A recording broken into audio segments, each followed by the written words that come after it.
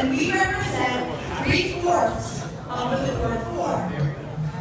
I'm sure you all are wondering why Diana has chosen to surround herself with 3 best friends named Nicole. We've all wondered the same thing, but the answer is now quite clear. Name envy. I was the first Nicole to meet Diana when we were attending summer camp. We did all the typical things teenagers don't do. Dress up in head princesses, walk down Hempstead Turnpike wearing umbrella hats, and study in gazebos for our AP classes.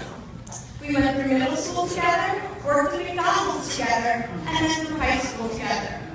We took most of the same classes and even got our first and only detention together in 11th grade. I would like to tell you that we cut class to do something really crazy and wild, but that would be a lie. We were with another teacher mixing music for kickline and even had a pass. Kickline was a huge part of our lives. We could always choreograph hip-hop dances, even if it was just for fun, and some classics still remain, like the armpit dance and Electric Avenue. Our love for dancing still lives on. It was not too long ago after a night out that we proceeded to go home and teach ourselves to dance to Beyonce's Who Runs the World. Huge success, obviously. We were apart for college and grad school, but we didn't let the distance come between us. We even lived across the street from each other at our internships in the city during breaks. She was at 708 and I was at 711 3rd Avenue. What were the odds? And in our summers, we would waitress together, and I'd sometimes have to intervene when customers would throw bread at Diana for no reason. Speaking of crazy customers, throughout our lives together, Diana and I have kept an ongoing list of things that bother or frustrate us that we call the devil list. Luckily, none of you were on the list, otherwise we likely would have not been invited. Some highlights I would like to share include Delta Airlines, the public bus system, Comac Kick Line, Wandsworth Avenue, and lastly, Billy Erb. If only he could see you today, beautiful inside and out. It is impossible not to have fun here with Diana. She can make a long story longer. She'll fight to the death the last cinnamon bun, and she'll go down a double diamond trail her first time skiing. I am forever changed by her. She has been an inspiration to me. Passionate, motivated, and meticulous all seem like understatements. She never makes excuses. She tells it as it is. She questions you, makes you think, and all for the better. She, like wine, has only gotten better with age.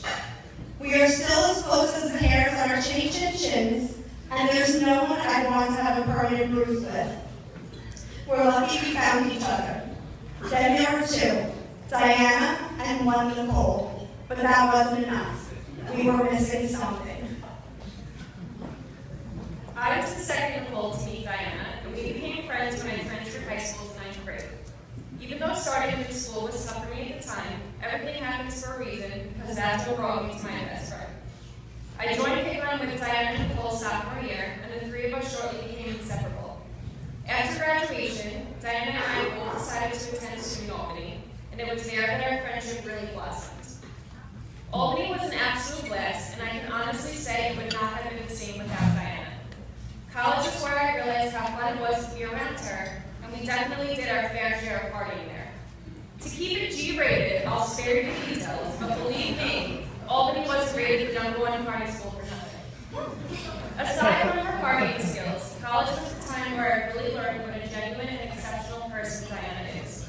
As we grew and matured throughout those 4 years, Diana always challenged me to be a better person, but at the same time, she never made me feel bad for being who I was. She supports every one of my passions, and it's a quality about her that I really admire.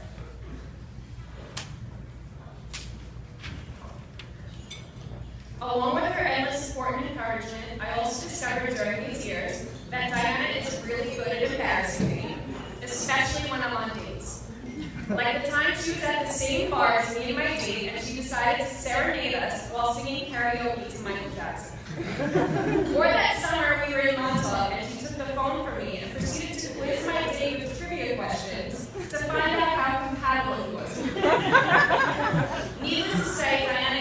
very protective of her friends. After college, Diana and I still weren't sick of each other, so naturally we both accepted offers at the same company. We didn't exactly have the best experience there, and the truth is, without her, I would have never survived. We messaged each other constantly throughout the day, and if one of us wasn't signed on by 9:06 a.m., we practically sent out a search party. We had secret spots throughout the building where we could meet and share war stories, or sometimes just cry to each other.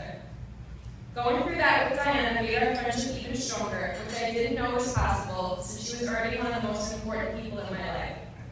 Diana, whether it's reading Twilight, taking funny pictures on the deck of a cruise ship at sunset, or going out for dessert and wine just the two of us, I sincerely enjoy every moment we spend together. You get me like no one else does, and you're truly the sister I never had. Then there were three. One Diana and two Nicoles. But that wasn't enough. There was still something missing. I was the third Nicole to meet Diana. It was our first day of college at SUNY Albany, and there she was, enthusiastically showing off her new snow white pajamas she had just bought. I thought to myself, is this girl for real? Diana and I instantly clicked, and from then on, it was the start of a beautiful, lifelong friendship. As Nicole already mentioned, SUNY Albany was named the #1 party school in the nation for several years. Ironically, Diana and I were probably two of the biggest nerds on campus. Our love for learning and education was always a common bond between us. In fact, we were guilty of staying in on Saturday nights to study for our favorite class together, evolutionary psychology. If you think that is bad, we also dedicated several Saturday mornings to volunteer our time helping the underserved community. Blood drives, building houses, teaching classes, we did it all. Now don't get me wrong, Diana and I had many wild nights together, whether it was dancing the night away at the Post, karaoke night at T's, or 25-cent beers at Paulie's. We always kept it classy. Diana, this speech would not be complete without expressing how much you truly mean to me. As a person who moved around a lot throughout childhood and young adulthood, friendships were often transient and uncertain.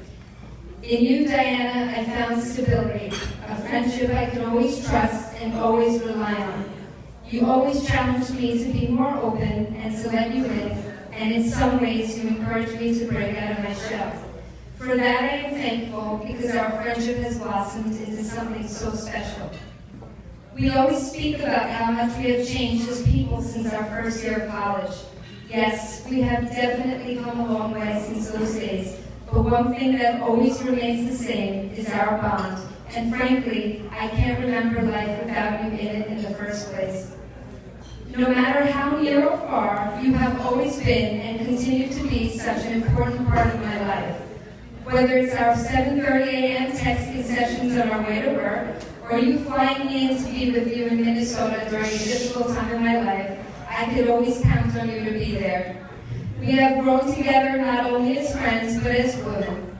Over the years, we have seen each other through so much, and through it all, you have been a role model to me in so many ways.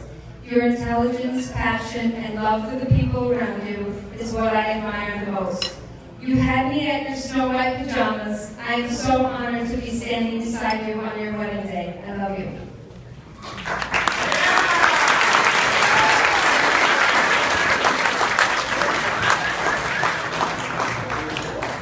And so we became the Core Four. Not the original Core Four. We'll leave that to the Yankees, but just as famous in a sense. If you haven't already seen our 3,867 photos on Facebook, you're missing out. Some classic Core Four poses include hand on hip, hug because we love each other, and we couldn't find anyone to take our picture. Selfie! John, you inherited the three Nicoles, but today you made it official. You're welcome. Us three Nicoles have mastered the art of making Diana happy. Today, we pass on the torch, and here is your marriage survival little kid. Let's start first and foremost with Oreos. For when Diana is happy, sad, anxious, tired, breathing.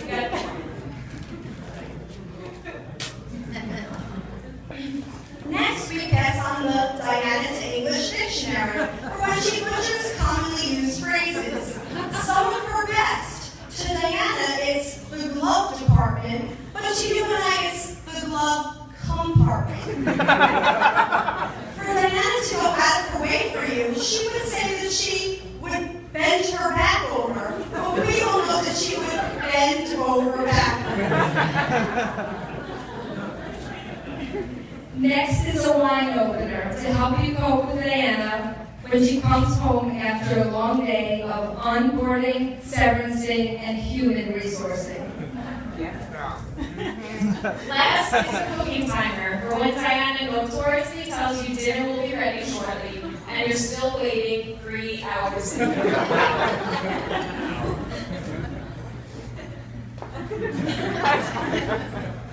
Lucky for you, Diana is always worth the wait.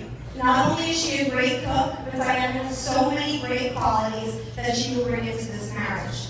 She is everything that you would want in a friend and in a wife. She is trustworthy, genuine, and reliable.